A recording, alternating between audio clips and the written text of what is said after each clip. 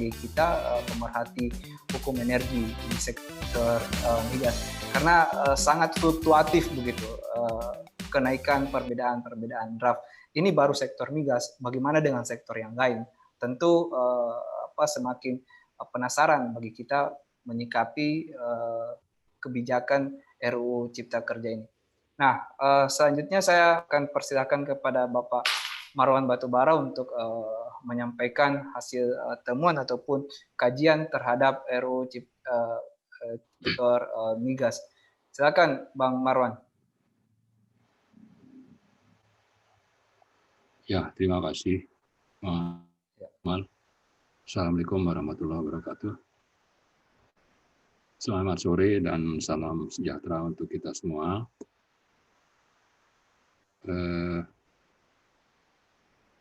Kita panjatkan puji dan syukur kehadirat Allah Subhanahu wa taala karena izinnya kita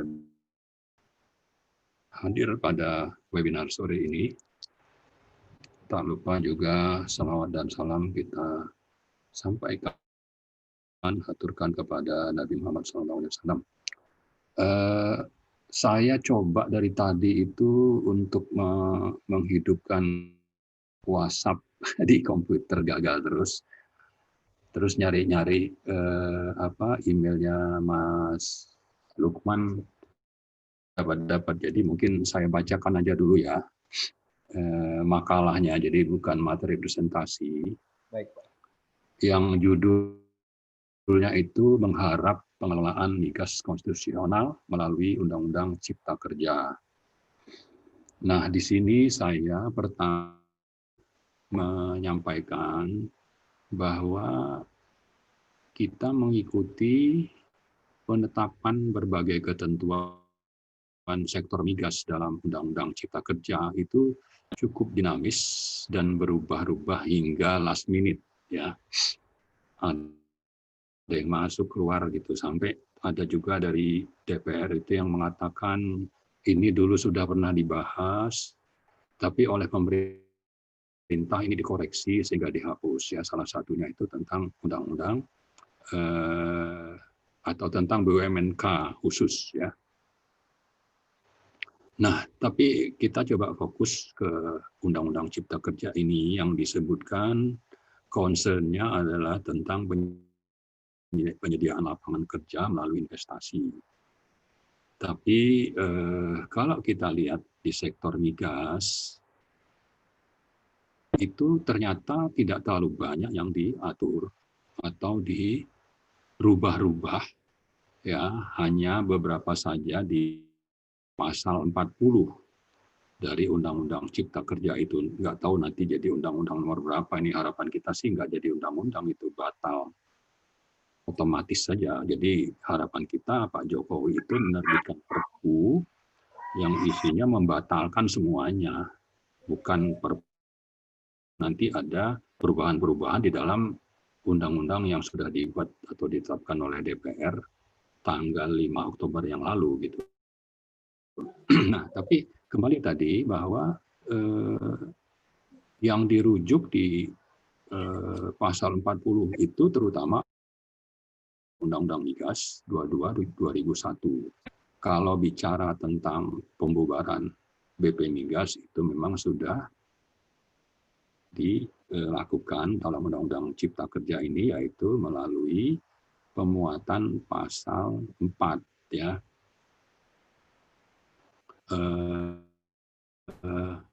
Kemudian tadi Pak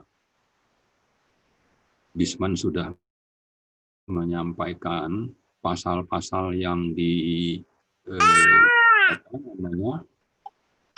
yang dicantumkan itu sebetulnya tidak banyak,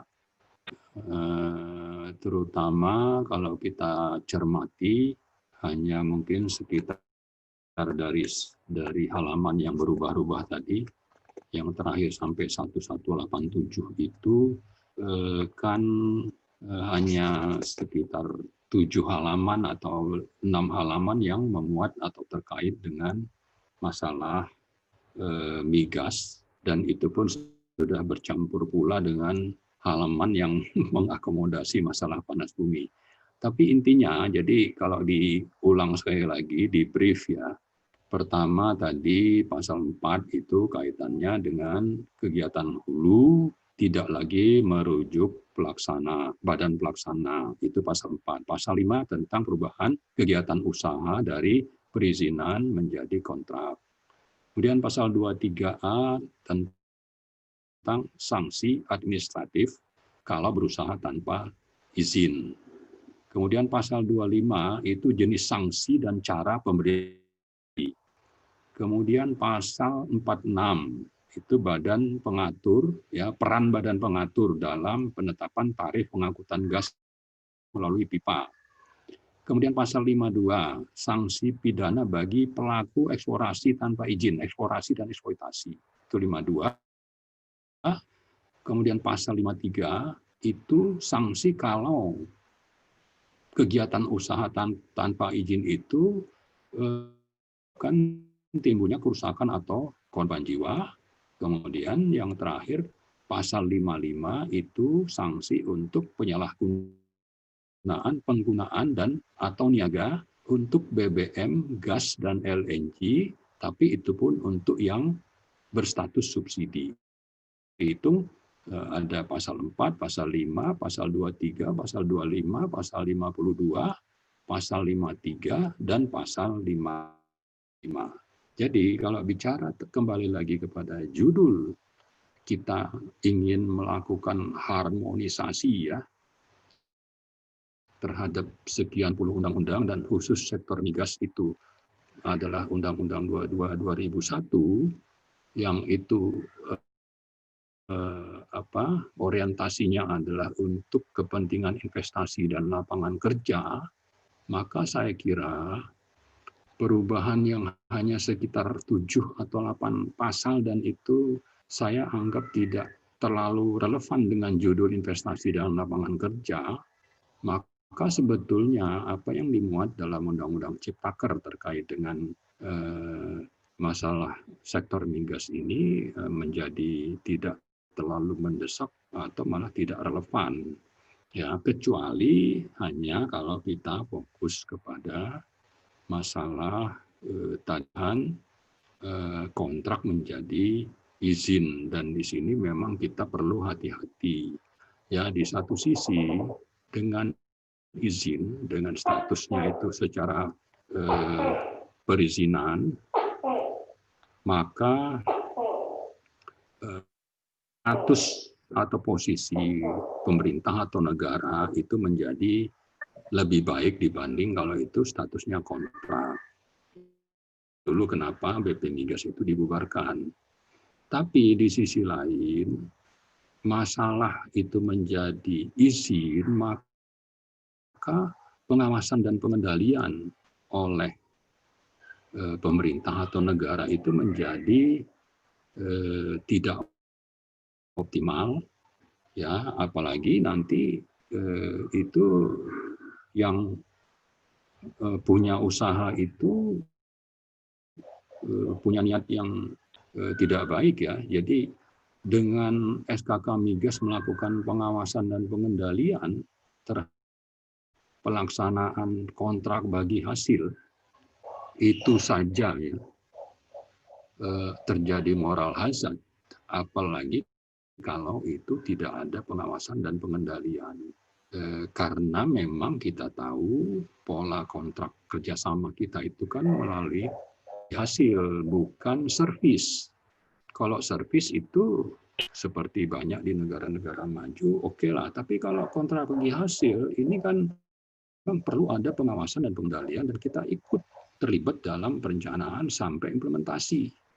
Tapi kalau dirugi izin, lalu saya baca juga bahwa ketua IPA ya itu datang ke menteri, oh tidak apa-apa. Nah kita tidak tahu tidak apa-apa itu kenapa, bagaimana gitu kan, harus jelas. Tapi yang paling perlu kita catat adalah bahwa soal izinnya, ya, rezim izin ini ada baiknya minimal untuk menjaga peran atau posisi negara atau pemerintah harus lebih tinggi daripada kontraktor atau badan-badan usaha, tapi di sisi lain hal-hal yang terkait dengan pengawasan dan pengendalian karena banyaknya kontrak selama ini melalui pola bagi hasil itu menjadi sangat rawan yang akan mengurangi potensi penerimaan negara. Kalau kita rujuk misalnya apa yang dilakukan oleh para kontraktor atau pemegang izin di sektor minerba, atau kita lihat bagaimana Freeport atau yang lain-lain ya, Adaro dan seterusnya itu menjalankan usaha terhadap SDA minerba kita itu, maka itu bisa kita artikan adalah rezim perizinan yang menerapkan pola servis kontrak istilahnya, di mana bagaimana itu dijalankan pengawasan pengendalian oleh pemerintah itu sangat minim sehingga rawan sekali terjadi manipulasi. Ada transfer pricing, ada transfer cost, ada transfer penalti, ya, ada pembukuan ganda dan sebagainya. Nah, ini saya kira salah satu hal penting yang kalau kita mau coba kait-kaitkan peran dari omnibus untuk sektor migas ini terhadap kepentingan investasi dan lapangan kerja, maka yang lebih banyak akan kita terima adalah justru kerugian karena peran dari negara dan pemerintah itu menjadi sangat minim, atau jangan-jangan ini malah disengaja untuk tidak terlalu banyak terlibat sehingga manipulasi dan korupsi itu bisa merajalela. Nah, tapi sebetulnya yang lebih penting lagi sekedar perubahan rezim kontrak menjadi izin. Kita kalau mau mengacu kepada pasal 33 lalu putusan MK nomor 36 2012 tentang review, judicial review Undang-Undang Migas, atau putusan MK nomor 85 2013 tentang judicial review Undang-Undang Sumber Daya Air, maka di sana kan sudah sangat jelas. Hal pengelolaan, maka hak itu otomatis harus diserahkan kepada BUMN. Nah, kalau bicara Undang-Undang Ciptaker, itu jelas tidak terakomodasi. Kalau bicara RUU Migas, jelas itulah yang coba untuk diakali. Karena itu lalu dalam tulisan saya ini, saya bagaimana ya kita mengikuti putusan MK itu sudah menyebutkan sekitar 17 pasal ketentuan yang bertentangan dengan konstitusi di dalam Undang-Undang Migas. Ya, itu perlu harus segera dibentuk undang-undang baru. Kemudian kita juga mengikuti misalnya bagaimana banyak lembaga-lembaga termasuk dari luar negeri seperti Fraser Institute yang mengatakan investasi di sektor migas di Indonesia itu sangat bermasalah, ya, korupsi, birokrasi, iklim investasi dan sebagainya, sehingga investasinya tidak optimal. Lalu dengan begitu lifting terus turun, cadangan terbukti migas juga terus turun, sehingga harapan atau rasa mendesak untuk membentuk segera undang-undang migas baru itu kan mestinya harus dimiliki oleh pemerintah dan DPR.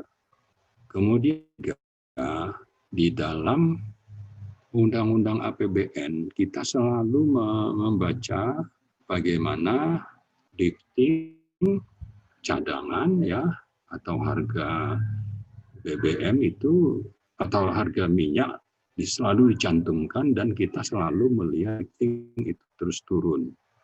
Nah, jadi 3 faktor ini ya. Jadi ada kajian dari luar negeri, ada angka yang terus turun, kemudian ada putusan MK yang minta supaya dibentuk undang-undang migas baru. Ya, kalau ini diperhatikan, kalau concern dari penyelenggara negara itu memang ingin supaya kita dari sisi migas ini justru berkembang, maka mereka tidak perlu harus menunggu sampai 11 tahun. Ya, undang-undang migas itu hanya status RUU prioritas ya 11 tahun, tapi tidak pernah dituntaskan. Nah, kenapa ini bisa terjadi? Ya, karena memang kalau kita baca putusan MK nomor 36 itu moral hazard di sektor migas itu memang sudah sangat parah. Korupsi itu merata sehingga putusan itu terbit. Tapi di sisi lain yang kalau ada lalu ada kewajiban membuat undang-undang baru, sementara yang punya wewenang membuat undang-undang ini terpengaruh oligarki yang sudah menikmati banyak rente selama BP Migas. Ya, lalu diganti pula dengan SKK Migas yang sebetulnya tidak konstitusional, lalu mereka juga tetap bisa menikmati rentenya sama seperti BP Migas berdiri, maka apa gunanya buru-buru untuk membuat undang-undang migas baru. Jadi, kalau kita merujuk kepada undang-undang atau undang-undang cipta kerja, ya undang-undang minerba itu selesai dalam 4 bulan.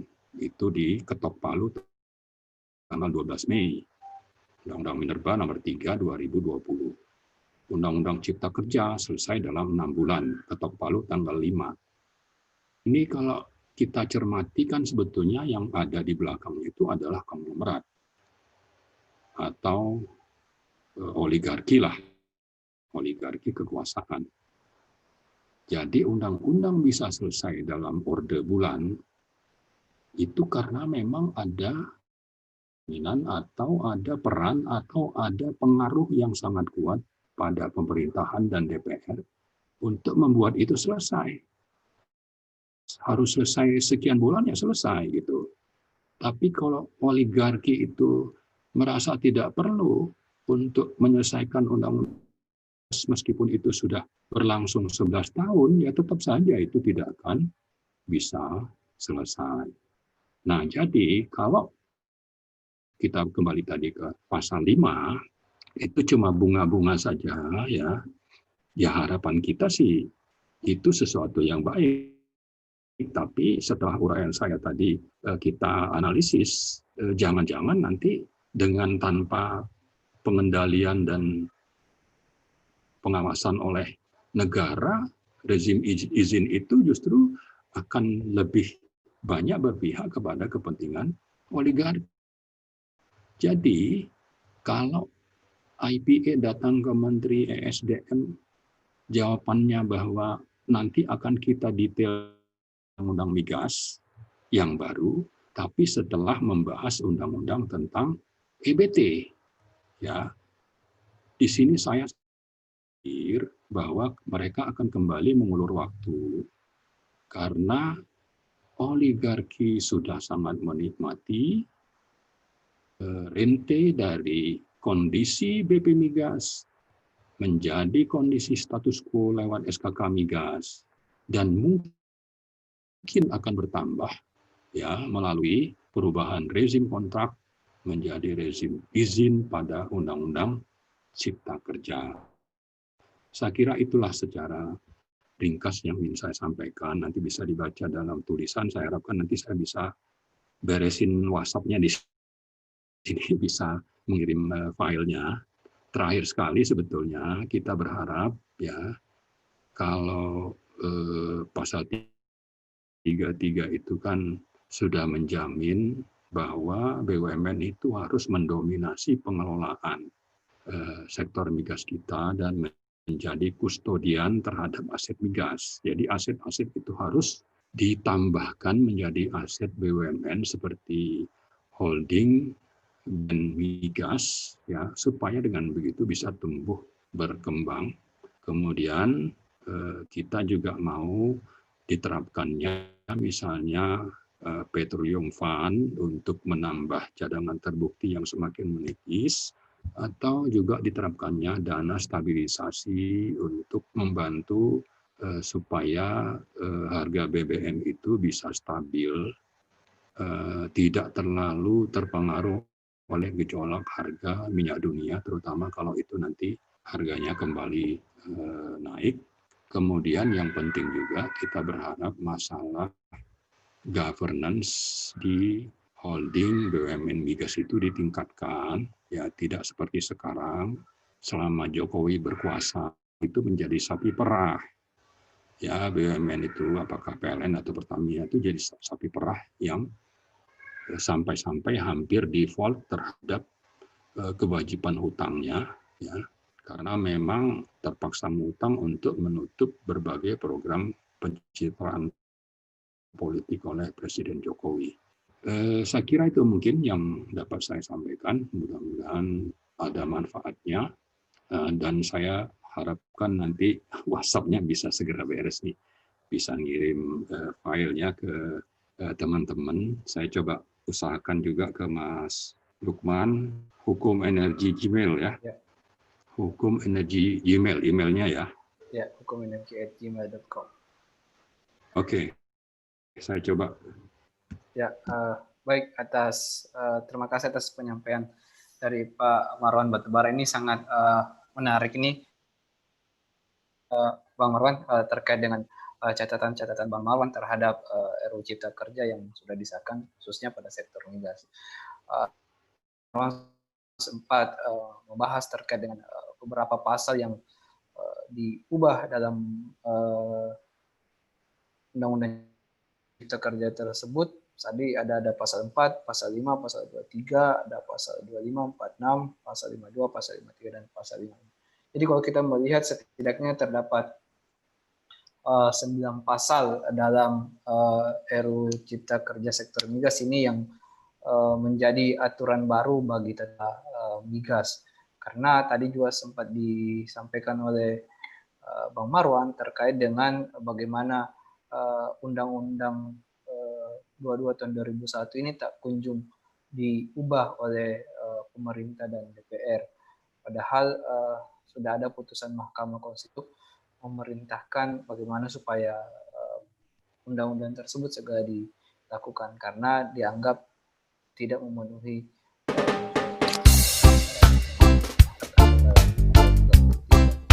jadi